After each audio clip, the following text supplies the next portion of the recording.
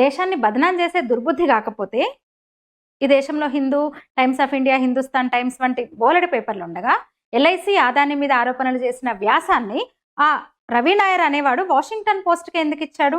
అసలు వాషింగ్టన్ పోస్ట్ను, ఆ పేపర్ని ఎంతమంది చదువుతారు భారతదేశంలో భారతీయులు? ఎన్ని అసత్య ప్రచారం చేసినా, ఏం ఫేక్స్ రాసినా, బూతులు రాసినా, పచ్చి అబద్ధాలు, పచ్చి బూతులు రాసినా సరే ఈ దేశంలో ఆ పేపర్ మీద పరువు నష్టం దావా వేయడానికి కుదరదనైనా ఆలోచన.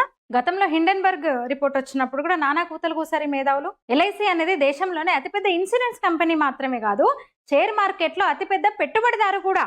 ఒక ఆదాని కంపెనీ మాత్రమే కాకుండా అన్ని ఇతర ప్రైవేట్ కంపెనీల్లో కూడా పెట్టుబడులు ఉన్నాయి దానికి. వాటిలో టాటాలు, బిర్లాలు, రిలయన్స్, హెచ్డిఎఫ్సి, ఐసిఐసిఐ, ఎస్బీఐ ఇవన్నీ కూడా ఇలాంటి కంపెనీల్లో కూడా పెట్టుబడులు ఉన్నాయి ఎల్ఐసికి. ఒక మదుపుదారుగా ఏ కంపెనీలో వృద్ధికి ఎక్కువ అవకాశాలు ఉంటాయో ఆ కంపెనీలో పెట్టుబడులు పెడుతుంది ఎల్ఐసి. అనుకుంటున్నా మరే రాహుల్ గాంధీ విదేశాలకు వెళ్ళాడు కదా, ఇంకేం జరగట్లేదా అనుకుంటుంటే కొంచెం 2-3 రోజుల ఆలస్యంగా ఇది మొదలైంది అనమాట. వెంటనే ముఠా అందేసుకుంది, దాన్ని వైరల్ చేయడం మొదలు పెట్టేసింది. అసలైతే హిండెన్బర్గ్ గొడవ సమయంలో కూడా ఎల్ఐసి ఆదాని గ్రూప్ లో పెట్టుబడులు పెట్టింది. ఎల్ఐసి దివాలా, ప్రజల సొమ్ము మటాష్ అంటూ పిచ్చుకూతలు కూసారు అప్పుడు కూడా వీళ్ళందరూ.